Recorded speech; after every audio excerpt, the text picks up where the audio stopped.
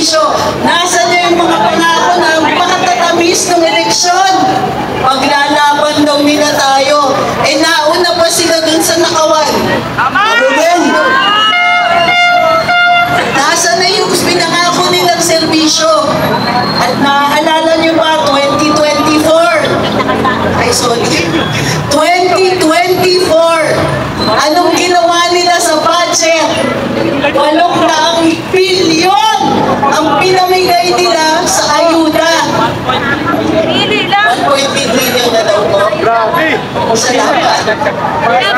Tapos mga logo, 1.3 billion daw ang naubos para sa pamimigay nila sa ayuda. 1.3 million yun na hindi naging serbisyo. 1.3 million na hindi ginamit para sa flood control. 1.3 trillion na hindi nagamit para sa healthcare. 1.3 billion na hindi ginamit sa pagtatanggol sa ordinaryong mamamayan. Trillion, sorry. 1.3 billion na hindi nila binigay bilang pagtatanggol, serbisyo, o kahit man lang para masagot yung rising crime rate. Hindi. Itong 1.3 million. Trillion. Kita mo, hindi ko na nga ma-imagine yung million. Trillion ba? Trillion. Billion. Ang napunta sa mga kotse nila, napunta sa mga damit ng mga malaprinsesa nilang mga anak. 1.3 million na malamang ginamit sa pagpapaaral abroad ng mga prinsipe at prinsesa nila. Sa pagpipil, correct, scholar ng bayan, sana all. 1.3 trillion na napunta sa designer clothes. Bag! Tinchak, sana pinakain nyo. Subensyon! 1.3 million na hindi ginamit para mapababa ang presyo ng bigas. Tama! Muli, kinagagalak ko na finally marami na ang umaalsat na gagalit dito sa harap-harapang pagnanakaw sa kabanang bayan. Galit na kami! Galit na tayo! Hindi pwedeng hindi tayo magsalita. Ginagarantiya ng saligang batas ang karapatan natin maghinalaing laban sa korap na gobyerno. Karapatan natin itong pagpupulong-pulong natin dito. Karapatan natin na marinig tayo. Panindigan! Tayo po ay tutuloy-tuloy ito. Walang bibitiw. Walang bibitiw! Walang iwanan! Walang iwanan! Tuloy-tuloy na ito. Tuloy-tuloy! Huwag tayong magpapatinag dun sa mga yan. Pera natin ang gamit nila. Ang yaman pala natin. Mayaman tayo, ninakaw lang! So, tingnan ninyo ang traffic sa EDSA. Tingnan nyo yung mga gusali. Yung 1.3 million, sana ginamit pang linis man lang dyan. 1.3 trillion na hindi nadagdagan sa mga kalye dito sa Pilipinas. Na hindi nagamit pagpapaayos ng mga airport, seaport, public transportation, linted, pinatigil yung mga tren. Di sana ang ayos ng pag-uwi natin pagkatapos ng paghihirap natin sa trabaho. Kinulakot eh! Ang dami nating mga opisyales, dumadami pa, isipin ninyo, 300, higit sa 300 ang mga kongresista natin. Ano ang pinasa nilang batas? Magnakaw na batas!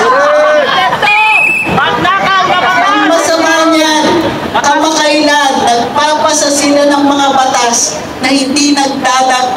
trabaho dito sa Pilipinas. Agree. Hindi nila inaasikaso ang ekonomiya natin. Kayod tayo ng kayod, sila lang ang yumayaman. Muli, makikiusap ako, wala nang iwanan. Wala nang tigil. Walang iwanan! Tuloy na tuloy ito! Ang mga kabataan natin na nanawagan, Romualdez resign. Romualdez resign! May pag-asa tayo dahil ang kabataan natin kumikilos. Huwag tayo magpapaiwan. Ito ay panawagan ng buong sambayanan. Nakikiisa tayo. Matagal natin sinasabi, magkakahiwalay tayo watak-watak. Hindi na ngayon. Lahat tayo nagkakaisa. Pagkaisa! Corruption! Labanan ng korupsyon! Tama lang pagnanakaw! Tama na! Walang iwanan! Walang iwanan! Sambayanan, nagkakaisa! Marcos resign! Marcos resign! Marcos resign! Marcos resign!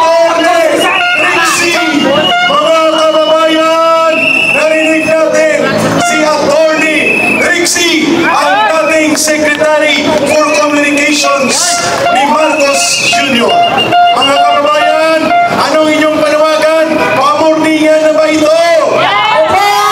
Walang uwian? Walang iwanan!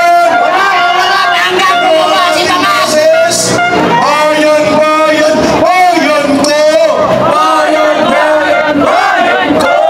Di patapos ang laban mo! Di patapos ang laban mo! Gobyernong manloloko!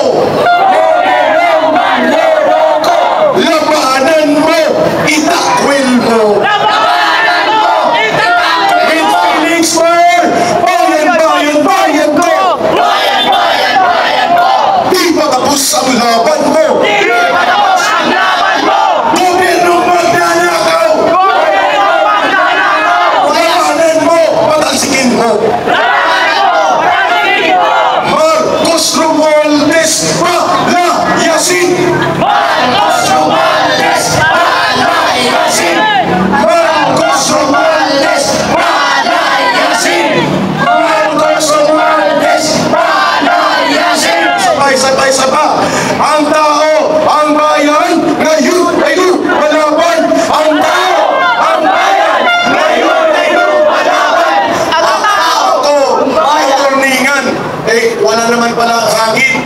Higop hangin, buga ng paninindigan. Ang tao, ang bayan, ngayon ay lumalaban. Ang tao, ang bayan, ngayon ay lumalaban. Ang tao, ang bayan, ngayon ay lumalaban. Ngayon, Alis dyan! Marcos! Alis dyan! Marcos! Alis! mayroong awitin na manggagaling sa ating pagmamahal. Sakasakali po, nalalayas na ang mga demonyo sa Malacanang at ang mga masasamang espiritu. Palayasin! Ito po ang awitin ng nararapat ayon sa batas. May otoridad na magpatakbo ng gobyerno sakaling bulok at walang katuturan at kontra sa interes ng mamamayan. Ang Pangulo ng Bansa isinasaad sa ating saligang batas, the Vice President can take over. And the Vice President can take over. Constitutional successor! And the armed forces of the Philippines can recognize the Vice President to be the successor. Yun! May awitin po tayo. Brother Sandy Suliman, take it away. Okay. Sigurado kayo pamurningan ito. Ito ay pamurningan at patuyuan ng pawis. Hanggang umalis si Bangang! Okay. Kaya tayo ay hindi lamang mga anak pawis. Tayo ay amoy pawis na rin. Wala ba? Yan na! Oh, yan na. At dahil dyan, nagpapasalamat tayo kay Atty. Trixie Cruz Angeles sa kanyang pakikipagkaisa. Ang panawagan ng mamamayan, bawiin ang Pilipinas. Ang lupang to'y sa atin, sa inyo at sa kanya. Hindi sa mga mandarambong. Ang lupang ito, ang bayang ito ay para kay Jose, Maria at Juan sa bawat ordinaryong mamamayan. Kaya dapat bawiin. Yan. Bawiin! At dahil dyan, napaos na ang piniplay. Tawagin na natin si Undersecretary Ben Ranque. Dahil kanina pa gusto niyang sayawin ang Marcos, Marcos, Magnanakaw. Come over to Papa. Marcos, Marcos, magnanakaw! Marcos, Marcos, magnanakaw! Sigaw! Marcos, Marcos, magnanakaw! Magnanakaw si Marcos! Marcos, Marcos, magnanakaw! Marcos, Marcos, magnanakaw! Marcos, Marcos, magnanakaw! Magnanakaw si Marcos!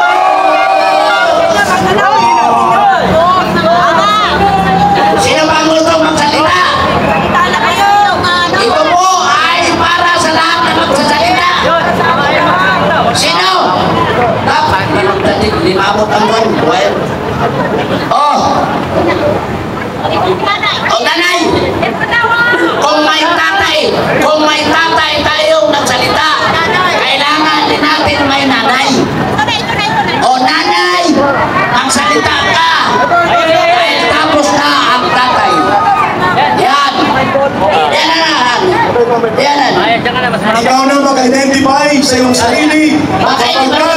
Ang isang requirement po dito, maliban sa lakas ng loob at paninindigan, dapat po natin po.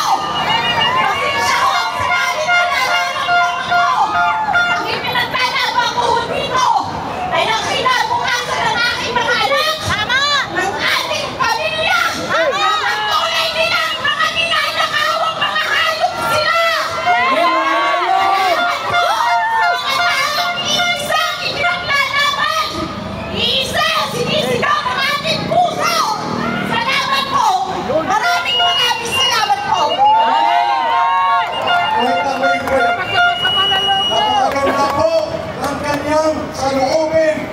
Bagaman ito ay nakakasugat ng damdamin, ang mahalaga po mula Batangas na Lanya ang kanyang paninindigan at lalo na ang kanyang maayos na kilay. Salamat sa kilay mo!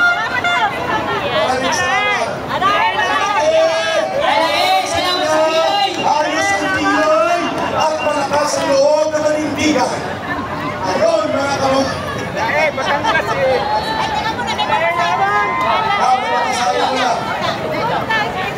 Talagang tula. Matapang.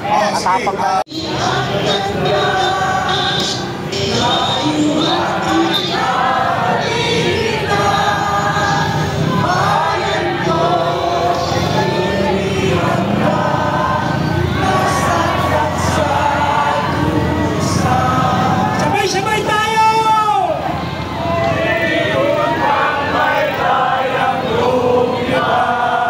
Nakasan natin!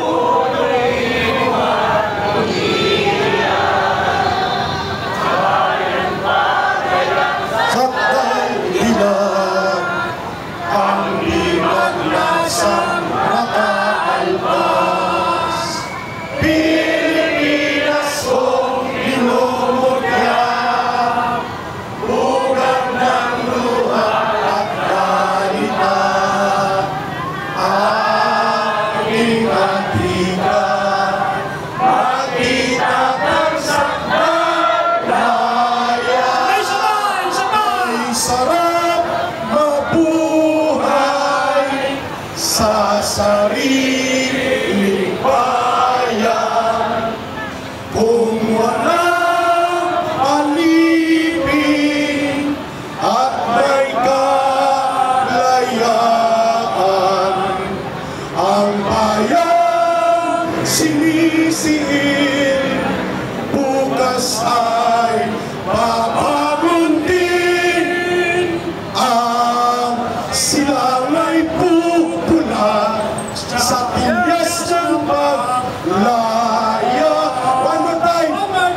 Ibon na may layang lumipad, ulungin mo at umiiyak. Nakasan natin! Bayan pa kayang sakdalihan, ang limang nasang nakaan pa. Louder! Pilipinas kong minumutya, ugat ng luha at dalita. Aking atika, makita kang sakdalaya.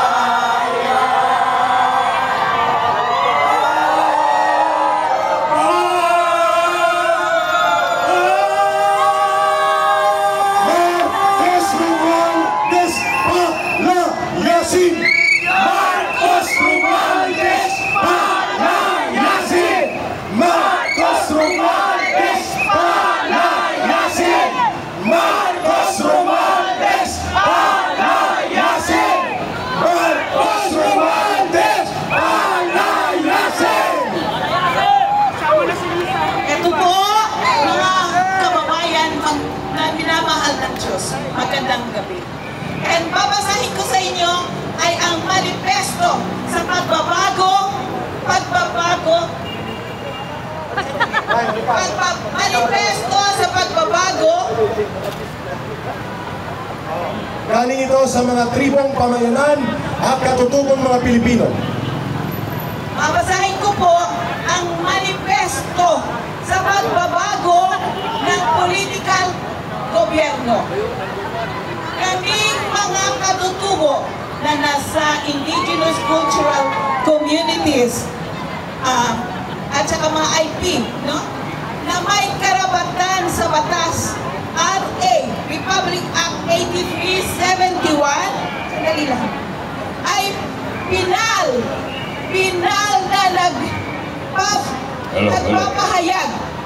na nagpapahayag ng sariling paninindigan.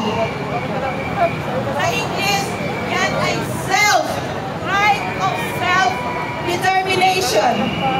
At ang pagtatapos ng pansamantala politikong namamahala at ipapasok ang sariling pagkugobyerno sapagkat meron siyang right of self-governance under Chapter 4 Republic Act 8371.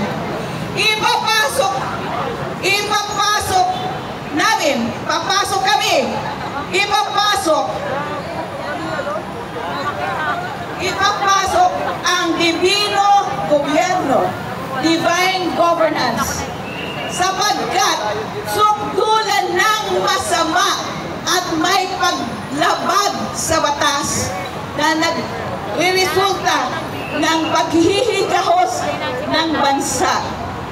Aming papalitan ito ng divino gobyerno. Ulitin ko, aming papalitan ito ng divino gobyerno. Piniling sistema na malinis at walang korupsyon. Salamat sa lahat sa pakikinig ng panindigan ng mga Pilipino. Hasta kayong lahat!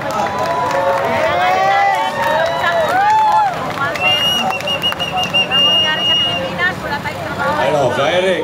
Sino ang sunod? Walang bigas eh.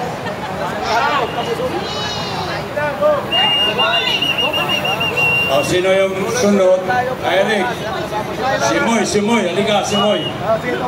Para masimuyan natin yung korupsyon. Halika.